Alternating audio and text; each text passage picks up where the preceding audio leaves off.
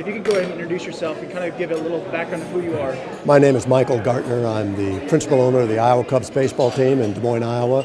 I was a journalist most of my life. So, from a perspective of business owners or entrepreneurs, what do you think? What's the best advice you could give an entrepreneur? Take a risk.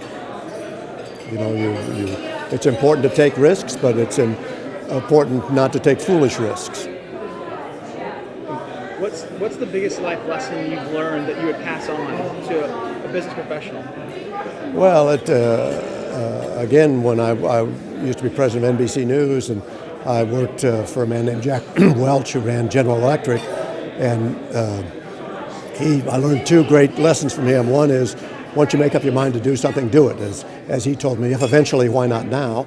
And the other lesson I learned from him, when I had to go to him with a big project to approve, and he approved it, and he said, don't worry if you fail. It's better to take the risk and fail than not to take the risk at all. So one of the biggest things that businesses nowadays are trying to do is connect with their audience and really engage the customer. What advice would you give to a business, being from the news backgrounds, and your entire journey was to connect with tell a story and connect with a business or connect with people? What would that be to a business owner? Well, I think first of all, if you want to connect with people, you have to know who those people are. You have to know who they are, what they like, what they want, and you have to have a genuine affection for them, I think, and a genuine interest in them and in their business, in their lives, whatever it is you're dealing with. I don't think that you can treat customers as statistics. Can you summarize, like the last part what you said of your speech? One of them referred back to what I learned when I was 15 years old, when I asked an umpire what you get kicked out of the game for, saying, and he says, anything that ends in you. So I've gone through life trying not to say things that end in you, and I think I